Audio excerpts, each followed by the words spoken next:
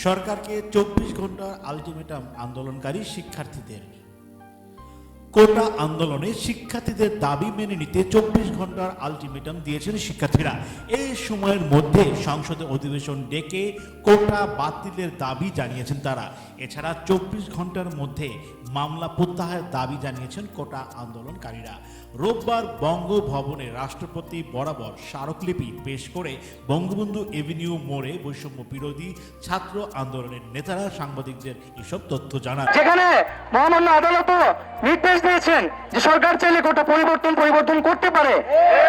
এবং এর আগে রাষ্ট্রপতি বরাবর স্মারকলিপি জমা দেয় কোটা বিরোধী আন্দোলনকারী শিক্ষার্থীদের 12 সদস্যের প্রতিনিধি দল।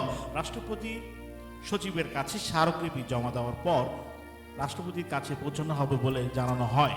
কোটা সংস্কার আন্দোলনের 12 সদস্যের প্রতিনিধি দলটি দুপুর 2:40 দিকে বঙ্গভবনে প্রবেশ করে। প্রতিনিধি দলে ঢাকা বিশ্ববিদ্যালয়ের 9 জন ছাড়াও জগন্নাথ বিশ্ববিদ্যালয়, শেরে বাংলা কৃষি বিদ্যালয় ও ইডেন কলেজের একজন সদস্য রয়েছেন। আন্দোলনরত শিক্ষার্থীদের পক্ষ থেকে বঙ্গভবনে প্রবেশ করেন আসিফ, নাহিদ, শারশিদ, নিদ্রা, আরিফ, সোহেল, সুমাইয়া, আশিক, কাদের, মাহিন, হাসিফ, শিফাত ও মাসুদ। এরপর দুপুর 12টার দিকে ঢাকা বিশ্ববিদ্যালয় থেকে গণপদযাত্রা শুরু করে শাহবাগ, মৎস্যভবন, হাইকোর্ট হয়ে গুলিস্তান 0 পয়েন্টে পৌঁছান আন্দোলনকারীরা।